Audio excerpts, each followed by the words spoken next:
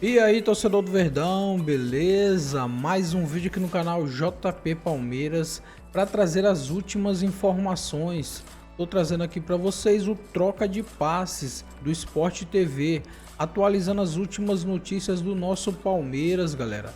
Palmeiras que entra em campo neste domingo às 17h30. Palmeiras vai jogar no Allianz Parque contra o Atlético Mineiro. Verdão que está na quinta posição do Campeonato Brasileiro com 23 pontos. Fica aí até o final do vídeo e não se esqueça de deixar aquele like, beleza? Vamos falar sobre o Palmeiras, porque tem Palmeiras e Atlético e o jogo deu uma esquentada nos bastidores, né? Com o assunto, até um assunto chato, para te falar a verdade. Muito. Aqui.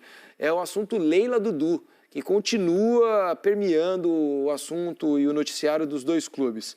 Vamos trazer a Estela Gomes com informações da preparação do Palmeiras para enfrentar o Galo no domingo, 5h30 da tarde. Fala, Estela! Fala pessoal do Troca, tudo bem? Agora o Palmeiras mudando a chavinha, né? Depois de empate em 1-1 contra o Mirassol na última quarta-feira, agora enfrenta o Atlético Mineiro também dentro de casa. E ser mandante é uma pauta que tem sido bastante falada, principalmente na última coletiva do técnico Abel Ferreira, porque o aproveitamento como mandante nesse Campeonato Brasileiro é muito baixo, de 16%. Foram 4 jogos até então, 2 empates e 2 derrotas. E agora o Abel tem a chance de mudar esse retrospecto no domingo contra o Galo. Abel, inclusive, disse que o Campeonato Brasileiro tem sido o calcanhar de Aquiles do Palmeiras. Isso porque perdeu 10 pontos na Arena, poderia estar muito mais bem colocado no Campeonato Brasileiro, hoje em quinto fora do G4.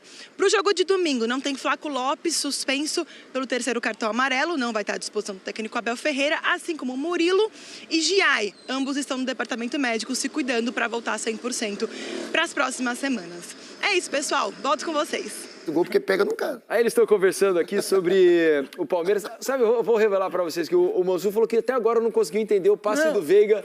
A jogada é muito bonita, resultou do gol. Né? É que a minha sensação é que a finalização do Veiga era uma situação melhor do que a do Facundo. Mas você pergunta isso pro Alex, o Alex ia falar assim, porque eu gosto de dar assistência. O Alex, o meia, ele falava assim que era apaixonado em dar assistência mais do que gol. O fato é que deu certo, né? E o Facundo acabou marcando um belo gol. Agora essa questão... Ô Paulo, você que jogou lá, não no Allianz Parque, né, mas no antigo Palestra Itália, e algo que surpreende, porque o Palmeiras sempre foi, né, desde a construção da sua arena, sempre foi extremamente forte jogando lá diante da sua torcida, né?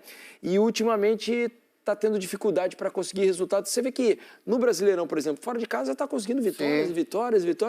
Em casa não está conseguindo 3 pontos. Que acontece, hein, Paulo? Para mim, primeiro assim, porque sempre o Palmeiras foi sempre muito grande lá, né? Jogando lá e muito respeitado. Agora, assim, eu acho que pela formatação, pela maneira do Palmeiras jogar. O Palmeiras tem mais facilidades quando é atacado, nessa transição, no contra-ataque, na velocidade. O Palmeiras joga muito com volume de jogo, né? O Palmeiras não tem aquela bola mais elaborada, trabalhada por dentro. E quando ele tem que ir fazer isso, ele tem dificuldades. E aí é uma fase também, né, do Vitor Roque, não está ajudando, o próprio Veiga está voltando agora. Então, assim, vai ter mais problemas ainda, porque o Estevão sai, que era o jogador que tinha esse desafogo. Paulinho que vinha o Paulinho, exatamente. Então, você perde os jogadores que têm muito mais essa capacidade para um time que é muito volume, mas pouca elaboração por dentro. Agora, o Facundo deu boa resposta quando jogando na posição dele, né? É porque a gente esquece, às vezes, que o Facundo tá jogando improvisado ali, né? Lado esquerdo, entre né? aspas. Mas não na posição que ele mais prefere. Exato, tinha o Estevão do lado direito, né? E não dava para mexer ali. Mas ele vinha jogando muito do lado esquerdo. Agora que o Estevão foi embora, ele teve a chance de jogar na dele. E aparentemente se sentiu mais confortável, né? Acho que ele se sente mais facilidade de trazer a bola para dentro, com o pé esquerdo. E dali dar sequência às jogadas, né? Foi um jogo, ele fez um jogo que o Palmeiras teve suas oscilações dentro do jogo também, né? Não foi uma atuação linear o tempo todo. Mas acho que agora o Abel imagino que vai dar a ele uma continuidade por ali, até para ver como ele se desenvolve. Olha, quem também está nessa vai e não vai é o Richard Rios, já há bastante tempo, né? Desde a janela passada, já houve ofertas, já houve namoros e o negócio não saiu. Agora a Roma parecia que estava bem próxima de conseguir um acerto com o Palmeiras, e o Palmeiras recusou mais uma oferta da Roma, já é a segunda oferta, algo em torno ali de 28 milhões de euros. O Palmeiras bate o martelo ali, está querendo 30 milhões para negociar, e dentro desse stick puxa aí, o Richard Rios, para tentar viabilizar o negócio, abriu mão da parte dele. e entregou os 10% que ele tinha direito ao Palmeiras. Então o Palmeiras já está conseguindo uma fatia maior da negociação. Porque tem mas parcela ainda com o assim, Flamengo, parcela com o Guarani. a divisão é a seguinte, o Richard Rios tinha 10%, o Flamengo tinha 5%, e o Guarani tinha 13, alguma coisa, quase 14%. A matéria hoje no GE diz 13,4% o Guarani, 6,6% o Flamengo, dando perfeito. 20 e 10 do Rios e 60 com o Palmeiras. Então, como o Palmeiras entrou em acordo com o Rios, então Você está acostumado a fazer de euros. Como o Palmeiras entrou em acordo com o Rios e o Rios abriu mão dos 10% dele para dar ao Palmeiras, então o Palmeiras ficou com 80% do bolo total. E o dinheiro que foi oferecido pela Roma aparentemente não ainda chegou ao valor desejado pelo Palmeiras e a Roma saiu do negócio. Então falou, então agora estou fora. E aí ainda há Porto, Benfica, Inter de Milão e Zenit da Rússia. De acordo com o que a gente conhece aí dos bastidores, são esses 4 clubes que ainda estão interessados em levar o colombiano. Só que quem se apresentou à frente é o Benfica. A ver se o Benfica vai chegar nesse número marcado aí pelo Palmeiras. Pode ser uma boa porta de entrada, né? Tem muitos jogadores que chegam pelo Benfica embora me parecesse melhor para o Richard Rios chegar no campeonato italiano já, né? Pode ser. Um campeonato mais forte, um campeonato mais disputado, porque, queira ou não, o campeonato português, embora a Roma não dispute, por exemplo, a Liga dos Campeões, e o Benfica sim. Sim. Mas o campeonato local português é muito mais fraco do que o campeonato italiano, né? Mas tem hoje a Liga dos Campeões te dá 8 jogos, né? Isso. Para começar. Isso ajuda. Isso ajuda mais. E tem uma questão também, Felipe, assim, pelo lado do jogador, se o Richard liberou esses 10%, né, para o Palmeiras para ter essa negociação, é sinal de que o jogador quer sair, né? Sim. E aí você tem aí a direção precisa levar muito isso em conta, porque você tem um jogador que está pensando em sair, é uma questão preocupante para a direção e para o próprio jogador, né? Se o Benfica agora é capaz de tirar o Richard Rios do Palmeiras. E tem outros times aqui, estava vendo no GE, que além do Porto, da Inter de Milão, do Zenit e do Benfica, né, que eu falei, o Wolverhampton, Nottingham Forest, Everton também formalizaram propostas ao Palmeiras. Só que aparentemente não chegaram ainda nos números desejados pelo clube. Vamos ver como vai terminar essa novela, mas tá dando a entender sinal que o Richard vai, né? Porque os valores estão chegando mais perto ali do que o Palmeiras deseja. Olha, falei aqui brevemente sobre o caso Leila e Dudu, né? Tá havendo um imbróglio jurídico entre eles. A Leila processou o Dudu. Hoje teve julgamento. Na manhã dessa sexta-feira, a Leila foi prestar o seu depoimento e o Dudu mandou um vídeo gravado, né? O Dudu que está com o Atlético. O Atlético joga contra o Palmeiras, ele estava lá contra o Bucaramanga, por isso não pôde comparecer. Pelo menos essa foi a alegação do Dudu. A gente tem um trecho da Leila no julgamento para mostrar para vocês. Se todas nós mulheres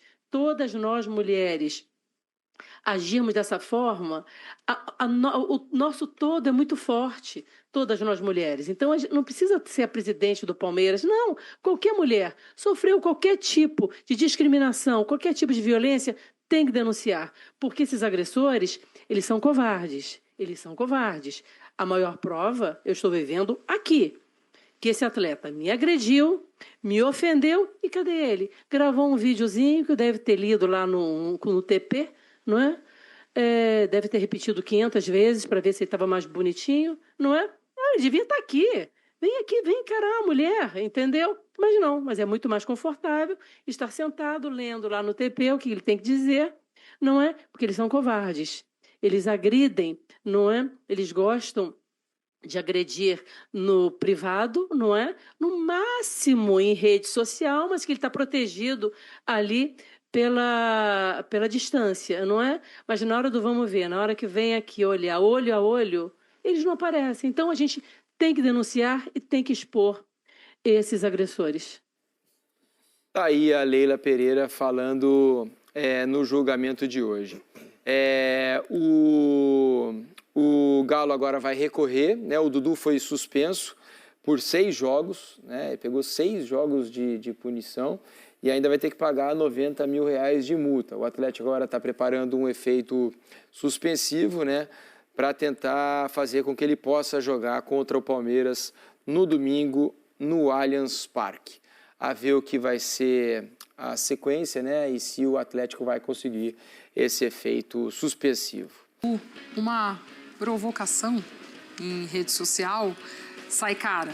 E não só financeiramente estamos falando, e não só para o atleta, mas também para o clube que o contratou, né? Pois é. No momento em que tudo aquilo aconteceu, me lembro de conversarmos aqui no Sport Center sobre essa situação toda e, né, unanimemente, dizermos o Dudu passou do limite. Não tem como qualificar a atitude dele e a forma como ele se dirigiu à sua ex-chefe, presidente do Palmeiras, de outra maneira. É uma ofensa, é uma falta de educação absoluta, a coisa não precisava ter chegado a esse ponto, mesmo que o Dudu se sentisse muito chateado, vítima de perseguição, uma tentativa direcionada de atrapalhar a vida dele. Não poderia ter cruzado a linha do respeito pessoal e foi o que ele fez. Agora, vou fazer uma lembrança aqui, acho que a maioria das pessoas percebeu que esse caso chegou pelo menos a esse estágio de decisão do STJD, embora caiba recurso, às vésperas de um jogo entre o time do Dudu e um dos ex-times dele, que no caso vem a ser o time que a presidente Leila Pereira comanda. Então, é no mínimo uma coincidência. Interessante, há quem diga que coincidências não existem.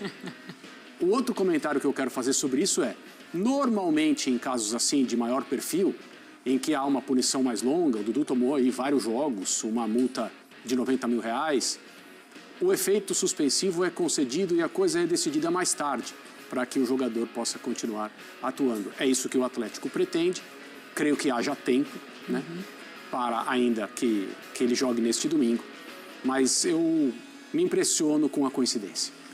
Cabe esse recurso do Galo e esse efeito suspensivo pode sair até domingo, que é o dia do jogo, então ainda há essa expectativa de poder contar com o Dudu. Gustavo Berton chegando aqui ao nosso Sport Center com as informações da dupla Grenal também para essa rodada de fim de semana do Brasileirão. Então é isso, torcedor do Verdão, valeu por chegar até aqui no final do vídeo, não se esqueça de deixar aquele like, beleza? Se você ainda não foi inscrito aqui no canal, já se inscreva, ative o sininho de notificação para não perder nada que eu posto aqui no canal. Falou e até mais!